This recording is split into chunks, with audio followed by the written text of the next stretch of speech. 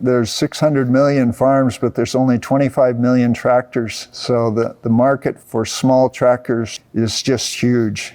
Hey everybody, I'm Zach. And I'm Jesse. And you're watching Disruptive Investing. Well, we're so lucky today to have with us Steve Heckeroff, who's the founder, and Manny Iyer, who is the Chief Executive Officer of Solectrac. And I've been following your company for quite some time, and it seems like it's getting very exciting right now. Thank you so much for joining us. Thank you. I see on your website that you've got 3 tractors, and it looks like 2 of them are available like right now. I'd like to walk through the 3 models that you have, and you kind of give us some background on them. First is the E25. This is a $28,000 base model. Goes up to 33.8 depending on the tires and the front loader. It's 25 horsepower. It's got a 22 kilowatt hour battery, which is an LFP battery, level 2 charging, 3-point hitch, which is 20 horsepower, and 45 days we could get one. So tell us about this one. This is a compact tractor. We are very excited to have this tractor in the market. It is as what a diesel tractor would do, but much, much better, as we know. Quiet operation, instant torque. There are many, many advantages to this product. It's got a loader in the front, as you stated. And we are going to launch a backhoe for this model in May of 2022. This tractor is perfect for hobby farmers, rural lifestylers, equestrian, municipalities, golf courses, you name it. All the 3 tire sizes make this tractor very versatile. And with no idling, low noise, the total cost of ownership, though the product may be a little more than a diesel tractor, I bet you can get the money back in 2 to 3 years. So, okay, let's move on to the next tractor. It looks really interesting. This is the E-Utility, $41,000 base model, up to 66.4, depending on whether you get the front loader, the auxiliary hydraulics, and different options. 28 kilowatt hour LFP battery, level 2 charging, 40 horsepower, 3-point hitch, that's 25 horsepower PTO, top speed of 25 miles an hour, and we could get that one in 3 months, Jesse. This one also has an exchangeable battery pack. I want to know more about that.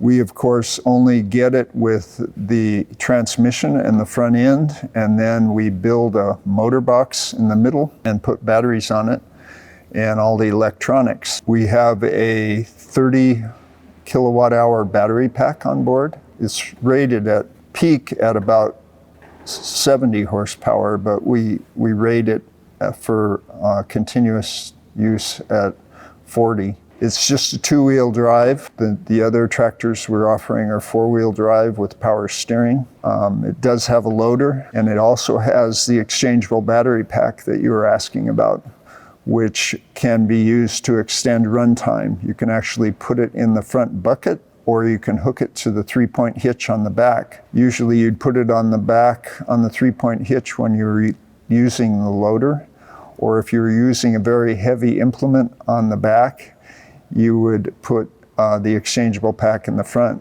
and it can give you extended or even continuous runtime if you have 2 battery packs. In 2010, I got a patent on exchangeable battery packs in tractors. It's called the electric tractor patent. That was a little bit ahead of its time, but now it's coming in handy because for the hours that people are used to working, you need to have an exchangeable pack to do a full 8-hour day.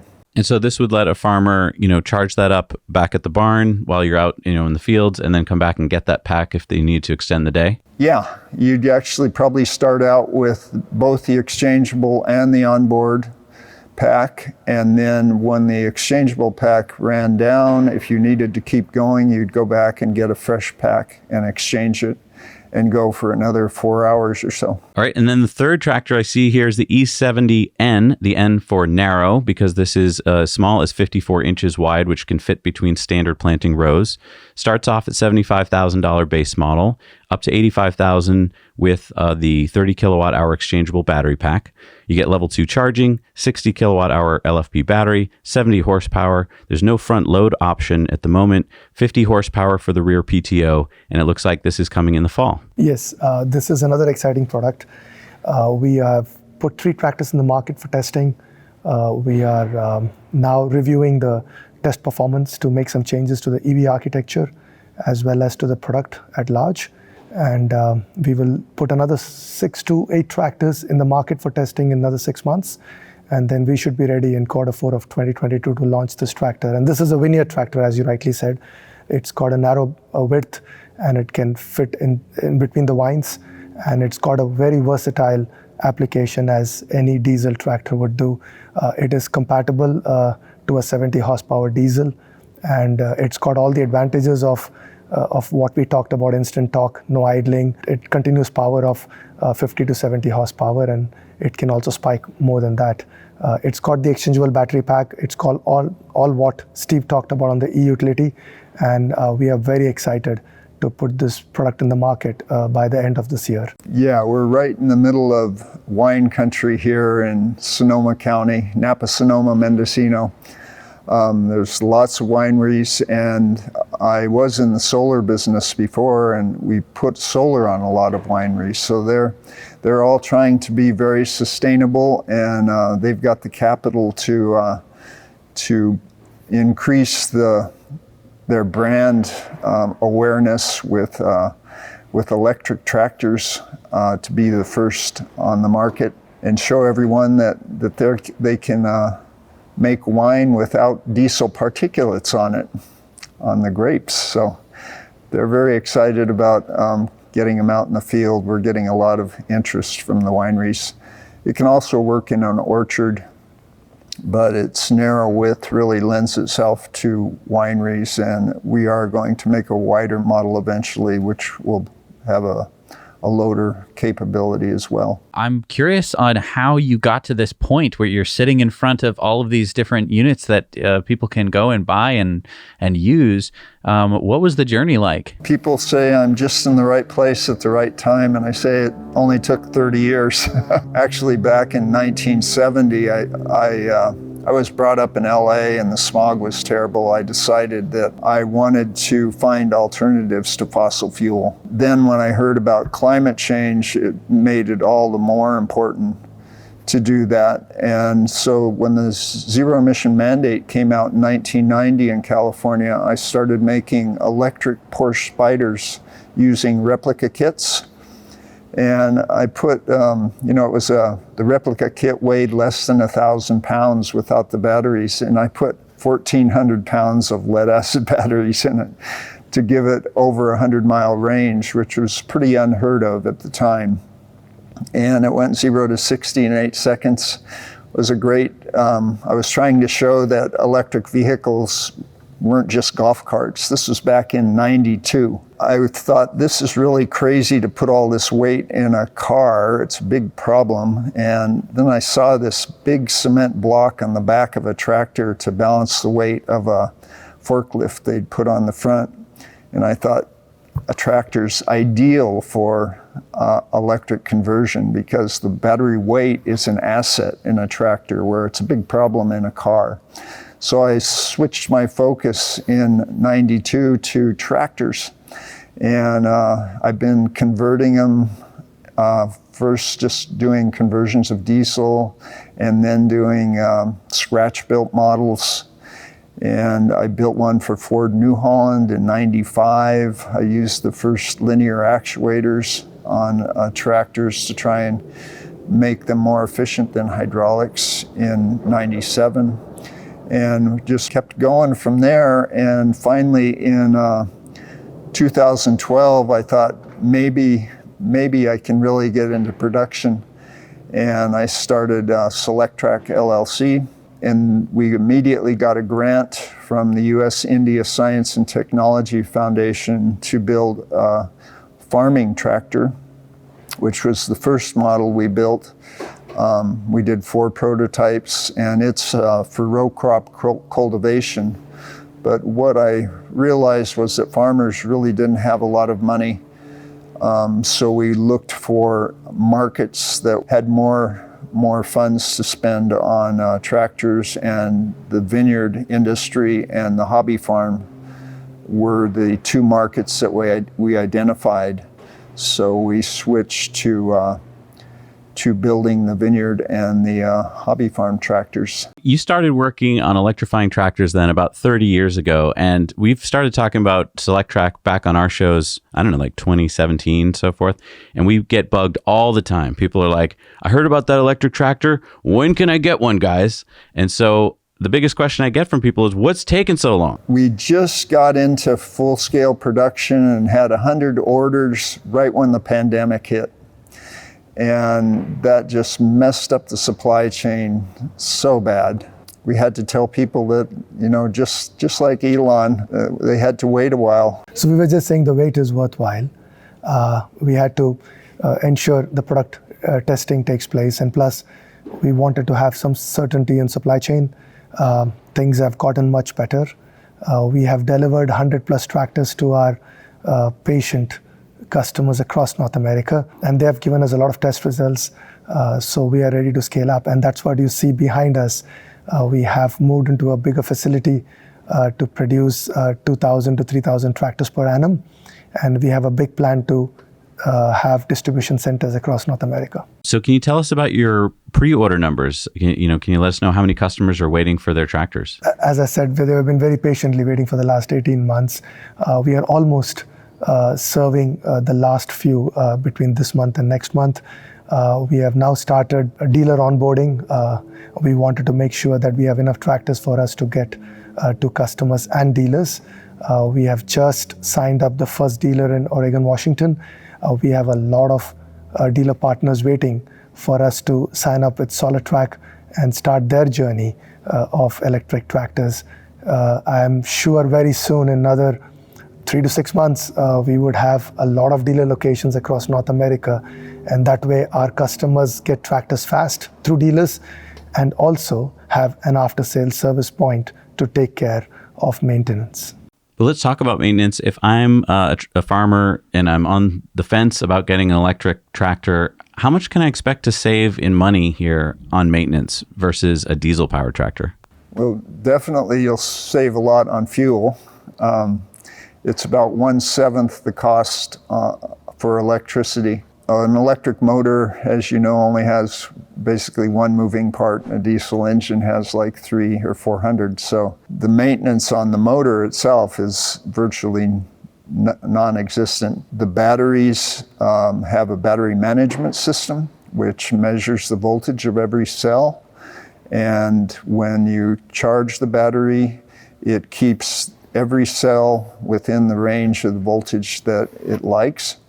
And when you discharge it, there's a big red light that comes on and beeps when you start getting low, so you know to go back and charge it. And it'll go into limp home mode if you ignore that warning, so you'll only be able to limp home.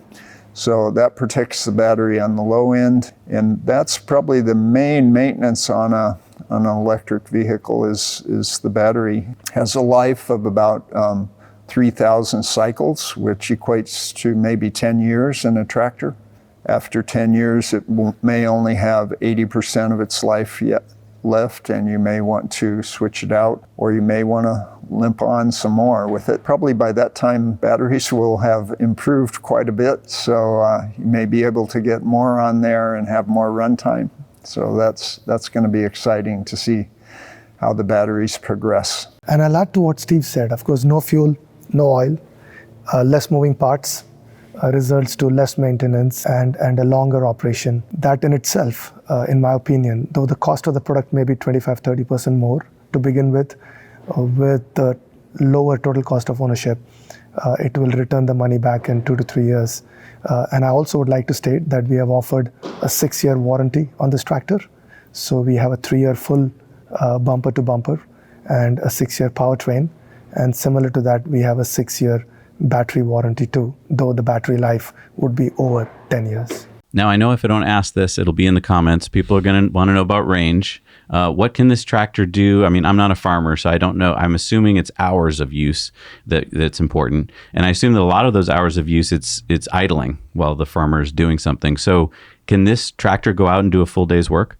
It certainly can. In several applications like harvesting, it can do a week's work because it does not idle. Like a diesel has to idle all day long, and it's noisy for the workers, it ruins their hearing, and they have to breathe that diesel exhaust. Where an electric tractor, when you're not doing work, There's no energy used. Like in a harvest situation, you move forward for 10 seconds and then you wait for 10 minutes while they fill the bins. And then you move forward 10 seconds again. So there's no noise while they're filling the bins. It's the first time they've been able to talk to each other. There's also a huge advantage with electric motors in instant torque. There's maximum torque at 0 RPM. So in a tractor pull, it's no contest with the diesel. They have to get up to 2,000 RPM before they get up to full torque. And by that time, I've pulled them all the way down the field. And with, I would also add here that with 100 to 200 tractors in the market across North America, both on the 24 horsepower, the 40 horsepower, as well as the 70 horsepower we are testing, I haven't had a call from a customer saying that it's not got enough runtime or it doesn't cover my application. It's got a level 2 charging, as we stated, with a 220 volts and a 30 amp. You can charge it in 6 to 8 hours, and with a normal charging, it could take overnight. But none of them have complained runtime. And Steve talked about the exchangeable battery pack. That's an added advantage on the E70 at this point of time, the narrow tractor, where they can have double the runtime. So I don't see any reason why we should not be replacing any and all diesel tractors in the market. Now, last year we spoke with Monarch Tractor. Also, John Deere is coming out with an electric tractor, and both of those are offering autonomous tractors. Is that something that Solectrac is offering or will be offering? I think eventually we'll get to that. We wanted to get the tractor right before we made it autonomous.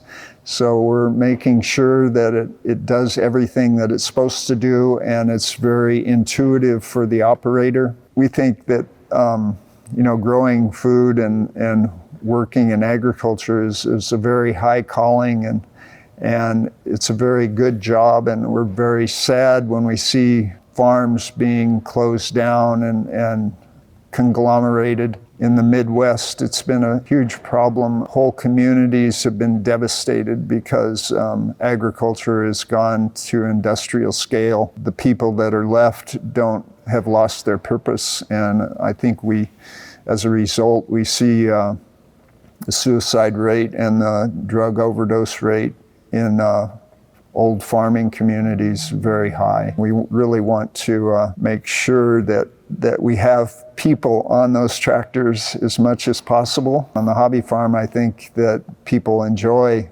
being out, especially on electric tractors. You can hear the birds sing and carry on a conversation while you're working. So what's next for Solectrac? I saw that you did a crowdfunding round to get to where you are today. Is there an upcoming funding round? Are you thinking of crowdfunding again? Are you going private? Is public somewhere down the road? We got a lot of people watching who are probably interested in investing in electrifying the agricultural segment. What are your plans going forward?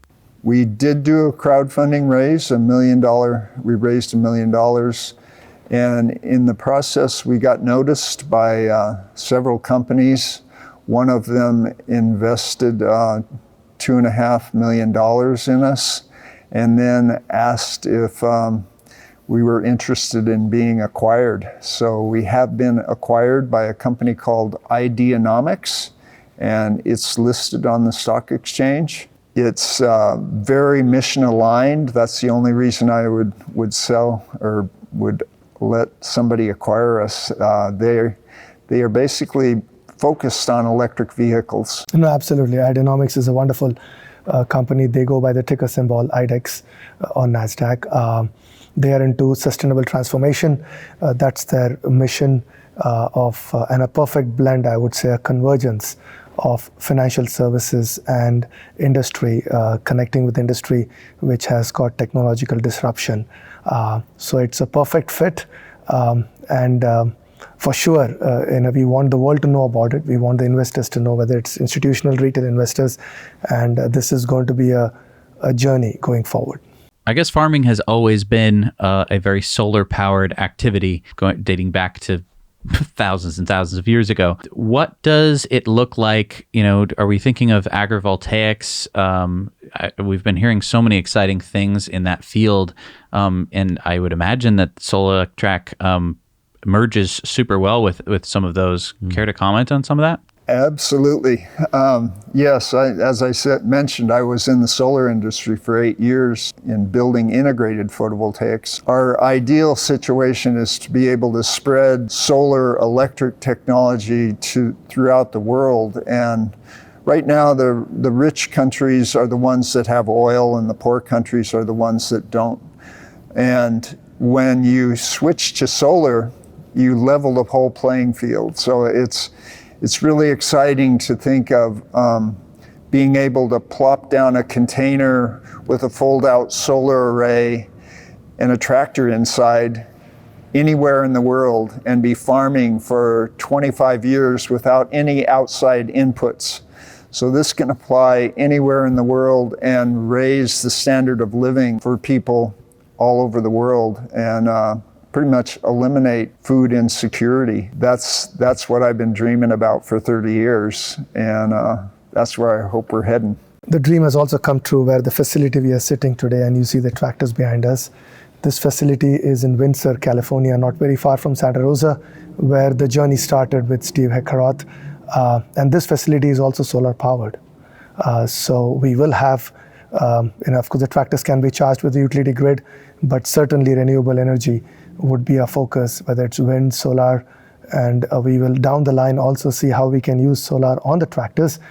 As we know, the tractors is a prime mover doing a lot of farming applications, but at the end of the day, we also should make the tractor a mobile backup power to power a home, or have power ports on the tractor to make it more utility based, and that will be merged with some kind of solar energy to help do all these things. We are going to be making some smaller scale tractors that the exchangeable packs will be also fit into a battery backup system for a solar array. So you'll be able to exchange them out of a battery backup system, mobile power source, so that it'll not only serve the function of agriculture, but it'll also be power for homes or clinics or disaster relief. There's endless applications for mobile solar charged power. That's awesome. Now, I saw in some of your videos what look like Nissan Leaf batteries. I'm assuming those were in your earlier prototypes. What batteries are you using now? We're using lithium iron phosphate.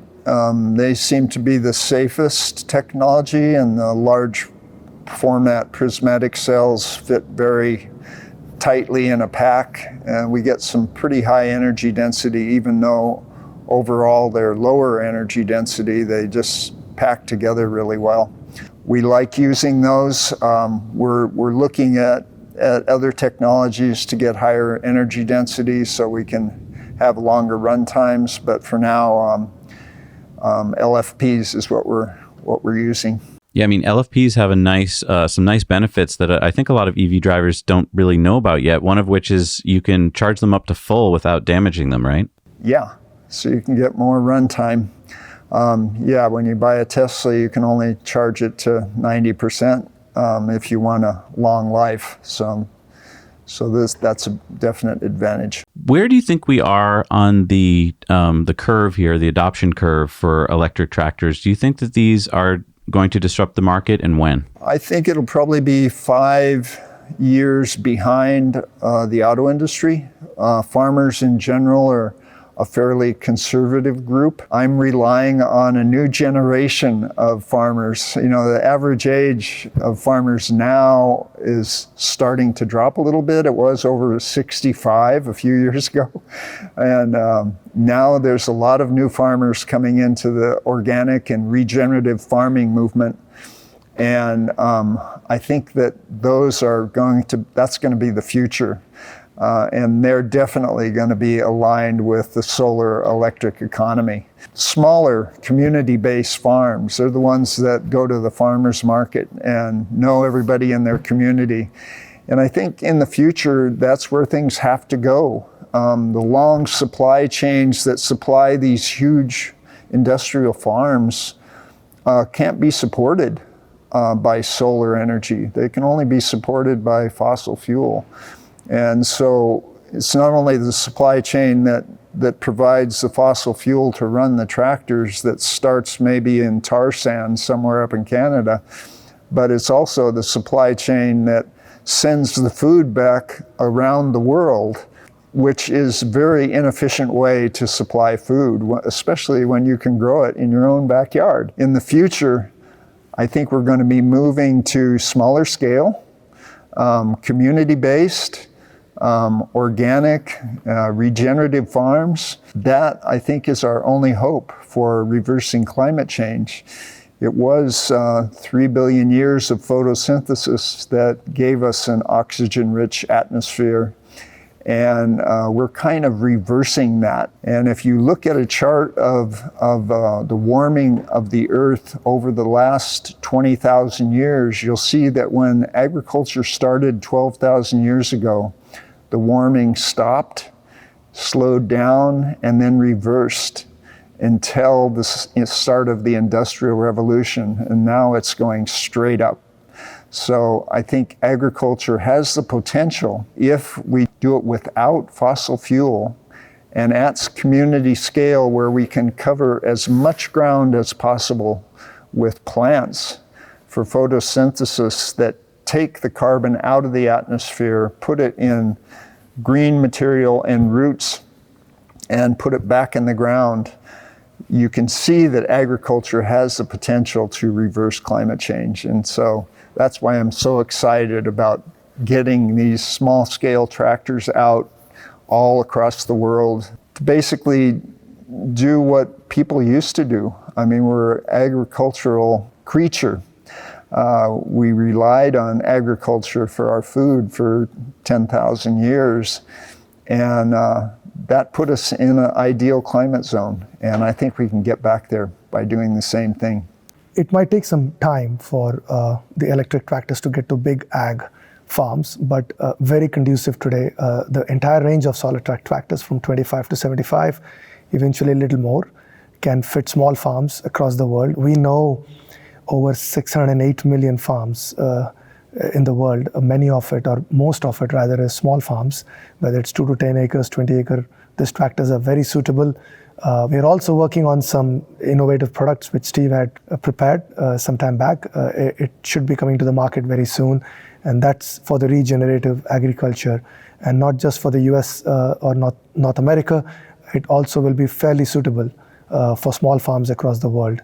So exciting things are going to happen. There's 600 million farms, but there's only 25 million tractors. So the market for small tractors to take over in places where subsistence farming is going on by hand tools and by oxen is just huge. If you can imagine what the difference it would make if you could be 10 times more productive in your farm and provide food not only for your family but part of your community, and then you could feed the world. So that's the future I'm looking for. So when we talk about tractors, there's obviously the big wheels and the pushing and the pulling and the carrying stuff, but then there's also the PTO, or the power takeoff, and traditionally that's powered by the same engine that moves the tractor along. Lots of different farm equipment either needs to be powered by the tractor pulling it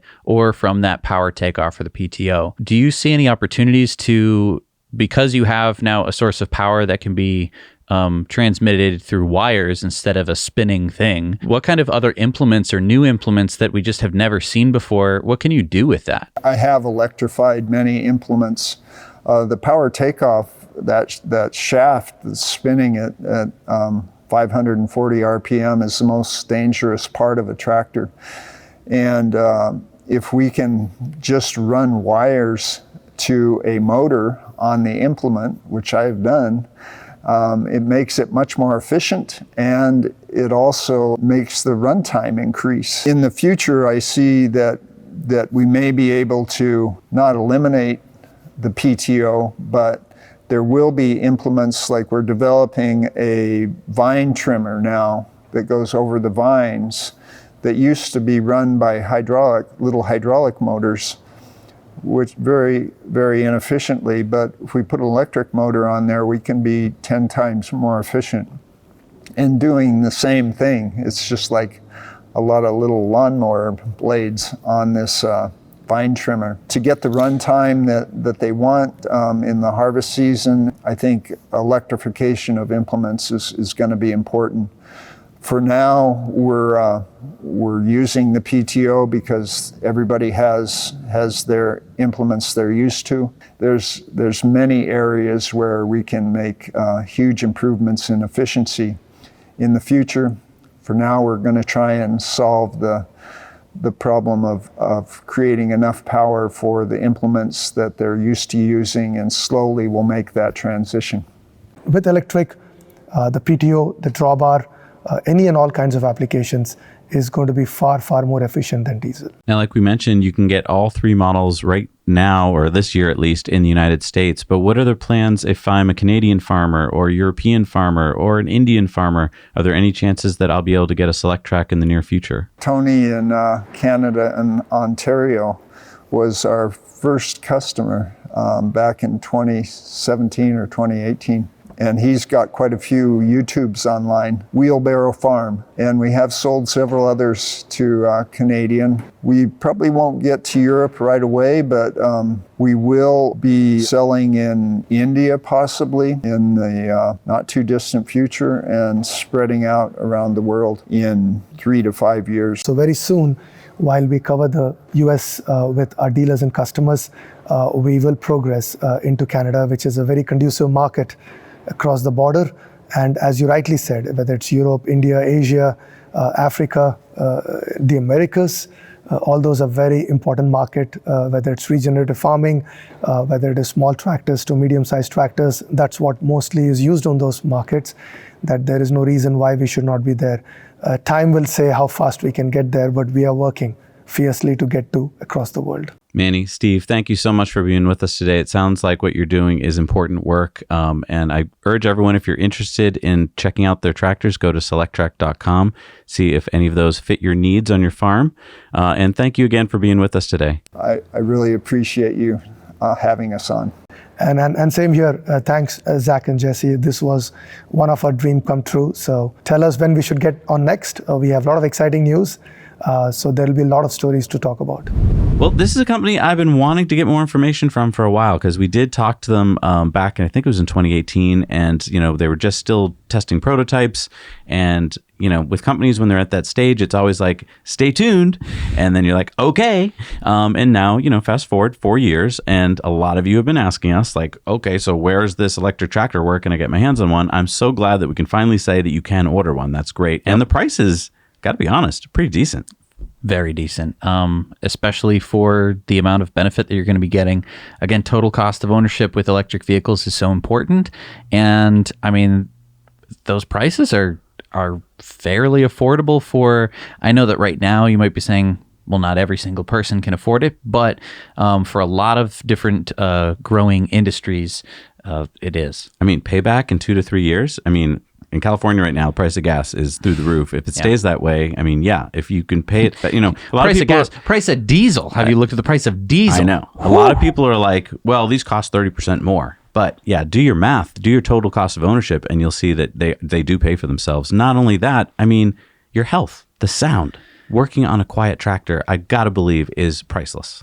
Not even the farmer's health, but also the crops that you grow. If you don't have a diesel tractor, driving past them every day, those diesel particulates, you might wash the grapes before you make wine out of it, but some of those particulates are going to be making it into the wine that you drink. I think it's a selling point for farmers to be able to say, I farm with an electric tractor. I think that we are only a few years away from a few certifications that is like all electric. Yeah.